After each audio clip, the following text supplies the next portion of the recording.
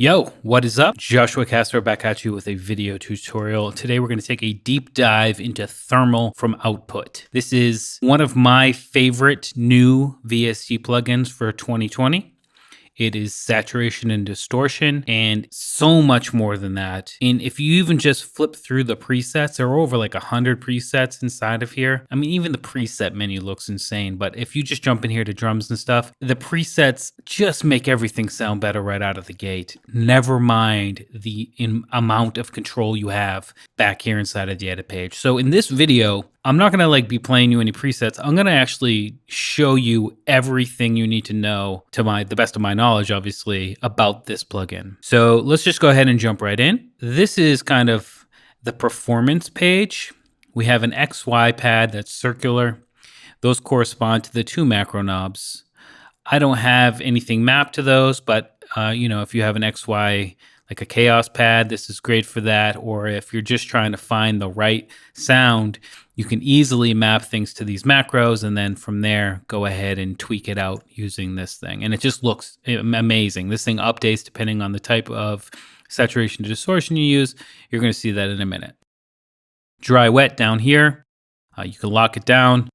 And that's pretty much the main page. So right here is where you get under the hood and really start to craft your sound. So inside of Ableton Live, I have the most basic of stuff. And in fact, yeah, I've even got some. I'm really trying to get these as clean as possible. So inside of these drum racks, there are kind of some. Yeah, okay, so I have I believe it's a 707 kit and then an 808 hit. And it's just making a simple drum loop. So what I want to do is, use those really clean drums to show you kind of how to use thermal. So when you jump back in here, you have 3 stages at your disposal. These are called stages because you can double up on them. It's not like a traditional multiband. So first of all, let me go ahead and turn one on. As soon as I activate it, this is activated. And this is the saturation and distortion. And these are all of the different saturation and distortion types you have. So once I click one of those, I have a nice bit of saturation. And right now it's over the entire spectrum, or the entire frequency spectrum. Okay? So from there, we have the drive amount.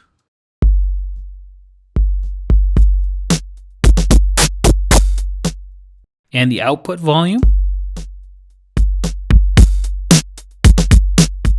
And each one of these saturation distortions will make available different parameters here. You can see now depth, clip, and frequency aren't available for this particular one.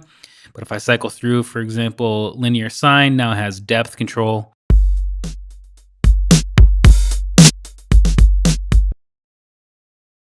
I want to jump back over here to the stages though.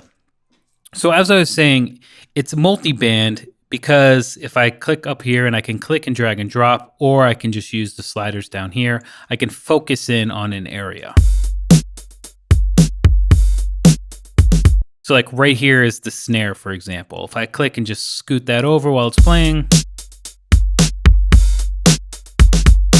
I can really focus in on that. Now, if this were a traditional multi-band sort of thing, if I come over to stage 2 and turn it on, I would have, above that range or below that range. But right now I can actually just double up on it if I wanted. So now I have 2 stages. The audio will be processed by this chain, and then it will go into this stage where it will be processed by this chain, okay? So that's the difference up there with stages and just traditional multiband settings, which I think is really cool and can lead to some really, really interesting results. Also notice that our performance page has changed in color because of what we're doing, and I think that is just so cool. So let's just turn that off for a second. Let's jump back here. This is a quick band split option. So if I turn this off, it's going to be the full spectrum. If I'm going to be using it for a specific part, that's how to do it. So let's go ahead and drive this and see what happens. Let's tweak out the shape.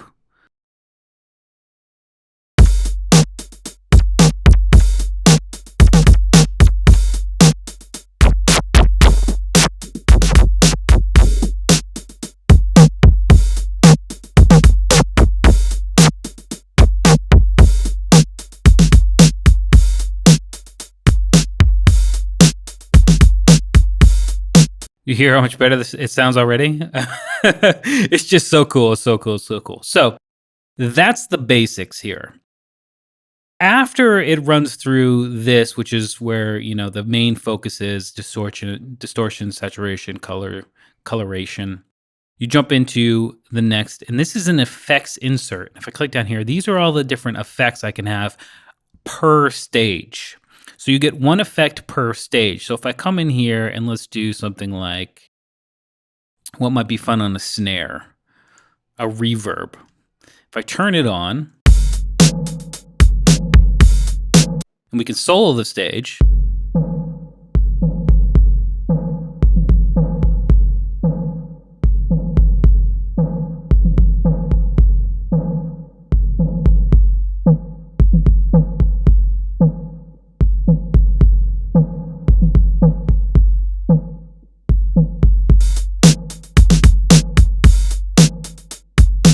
Is that not really cool? But check this out. Thermal is all about saturation distortion. I've said it a million times. I hopefully will stop saying it over and over again. But if you get thermal, you're getting a multi-effect because it has all of these effects, and I can turn off the saturation and distortion module and just run the reverb on this frequency range.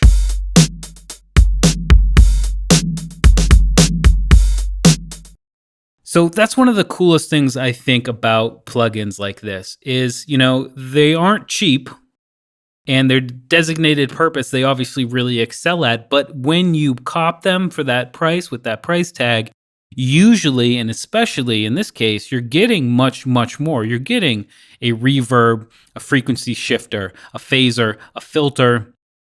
We'll skip that one. A flanger, a stereo delay, a compressor, a chorus, and a bit reducer on top of the saturation and distortion. And remember, these are algorithms from Output, and Output is world renowned for making high class stuff. So you're getting those audio processors as pretty much as good as they can come. So that's just something else to think about. So let's go ahead and turn this back on.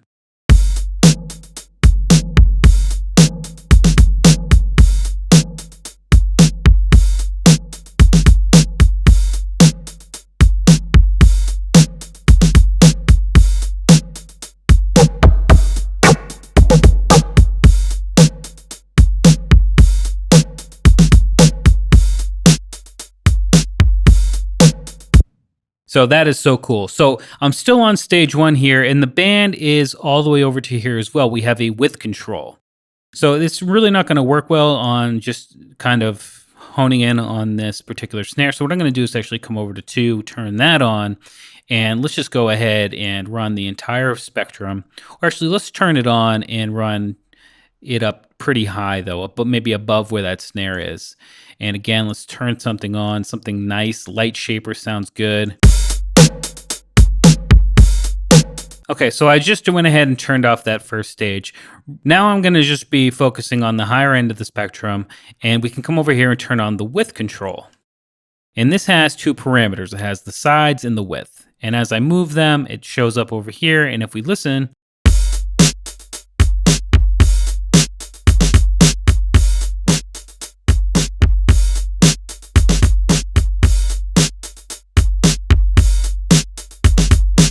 is that not awesome? Let's bring it up, in fact.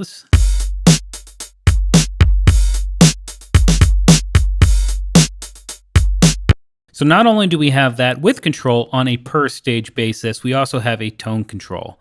If I turn this on, it's a low high pass filter for the stage. So whatever frequency range we have here. And let me go ahead and turn off that sub 808 just so we can really hear.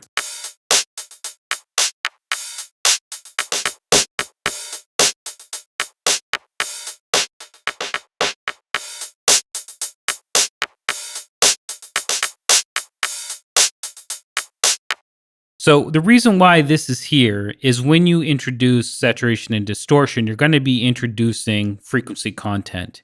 And what this is saying is, hey, if you want to roll a little bit off of, where you have your certain frequency stage selected, you can do that here. And that's just because you're going to be adding that extra frequency content and you might want to sculpt it. And having that ability, it's right there for you on a per stage basis.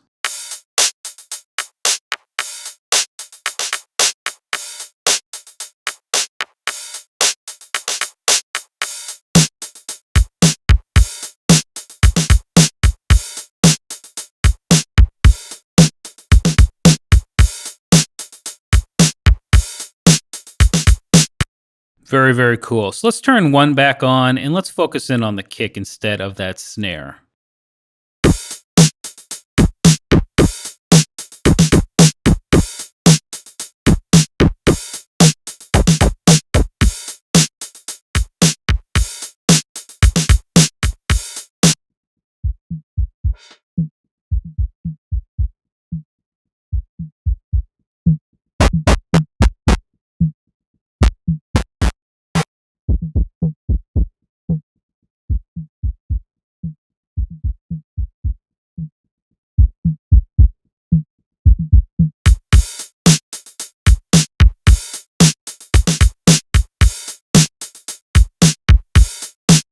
So as you can see here, we're just adding a little bit of bass to it.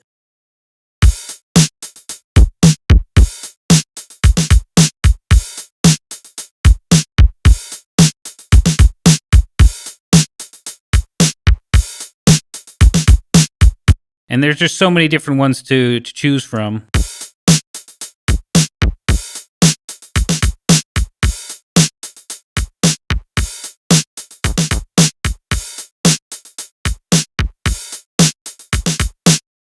For this particular example, I don't really want to crush it because I'm still looking for a natural sounding 707, but I want a little bit, a little bit more interesting than just straight out of the box. So the compressor is there if we want it.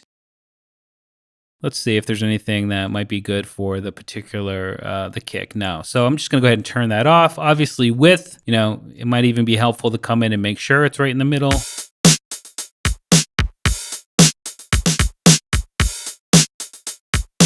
Okay, so there we go. That's the basics of the different stages and what you can do. Now, I'm just using them on drums, which don't have a lot of harmonic content. So I don't want to leave out bass. And perhaps towards the end of the video, I'll throw thermal onto that 808 so you can hear it there. But like anything, if you're looking at warming up pads, vocals, this is perfect for anything. For just natural coloration or natural sounding coloration, all the way up to incredible effects, you can do it with thermal. So the next thing I want to talk about is modulation. We have two different modulation slots down here, which are multi-staged envelopes. You can add as many curves as you want. You can curve them down or up. You can choose a random one if we wanted. Some of the presets over here, very standard stuff. And then to modulate anything, all we need to do is click and drag the add button to whatever we want to go to. So drive, for example. And then once that's there, we have the little blue ball, and then I can take that and move up, and you'll see it move right there. And if you right click, you can actually go bipolar or unipolar, by the way. Did I deactivate it on accident? Yeah.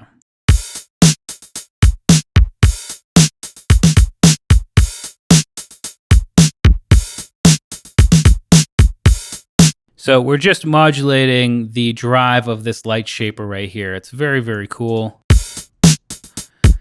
Very simple to do, okay? So the next thing we can do here is humanize. And the humanize feature inside of the output effects, this is the same, I believe, in Portal. As you add it, it actually shows you, and I think that's so cool. A lot of effects allow you to add the humanize feature, but the visualization here of it inside of the plugin I think is really cool. So as I add the range or the percentage amount, you can see the white. Let me just maybe get it. Yeah, okay. So you can see these white vertical lines. That's the range. When it comes through and it kind of randomizes the value, it will go anywhere along that range, and that's how you control how big it is right here with the percentage sign.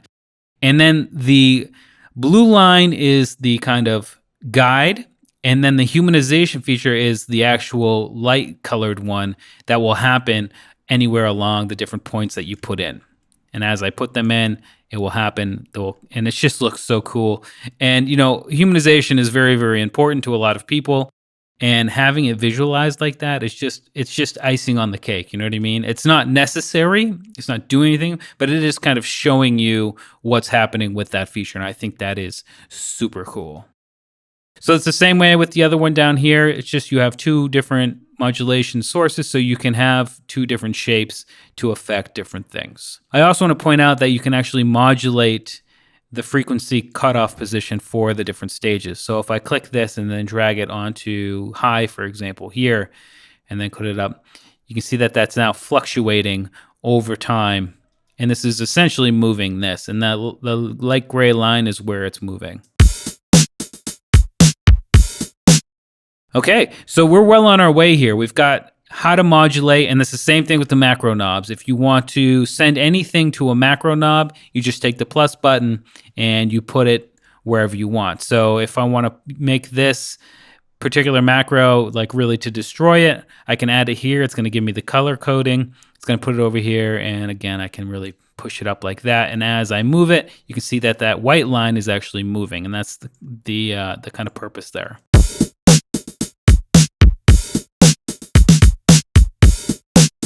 So there we go.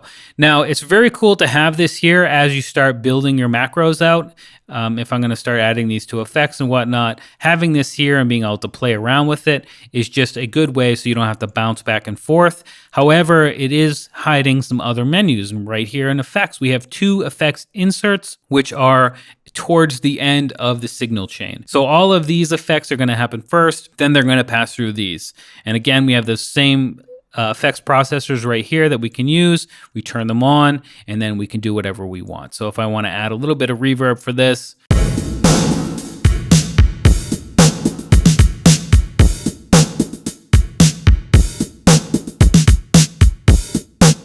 all right, and let's just pull it down a little bit more.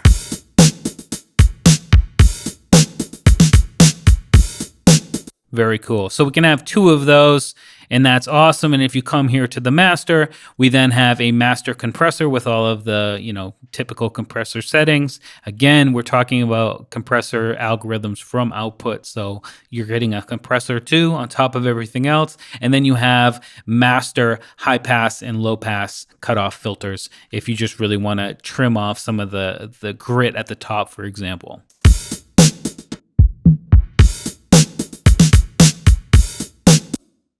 And that is the basics of getting started with thermal. So as I said in the beginning of the video, you're not just getting world-class saturation and distortion and the 3-band system here, which is very unique. You're also getting all of these effects processors as well. And you can use just those if you wanted to. It's just phenomenal. It's just phenomenal. So anyway, let's run through some of the drum presets to hear what it can do to this particular loop that we have.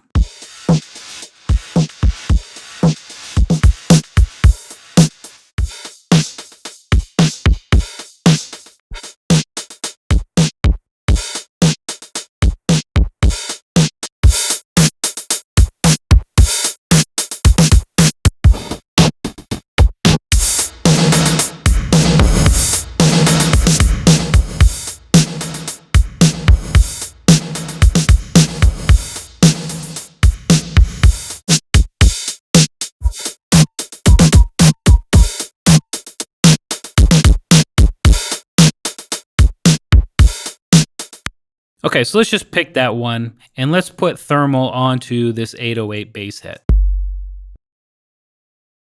And I'm not going to jump into anything. I'm just going to play you some of the presets that are available for bass, just so you can hear kind of the range. And obviously, I'm not jumping into vocals. I'm not jumping into pads, but I think you can kind of imagine what's possible here.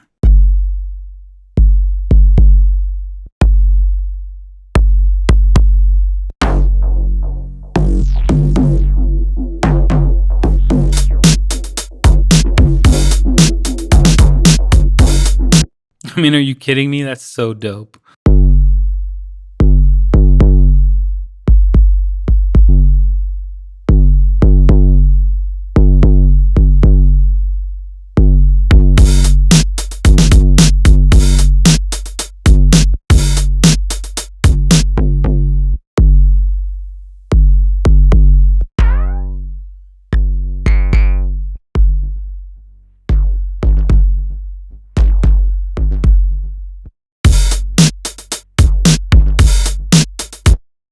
Okay, so let's just take those and group them and throw thermal on the group and check out some of the more experimental presets. And if you come down here, extreme would be a good place to start.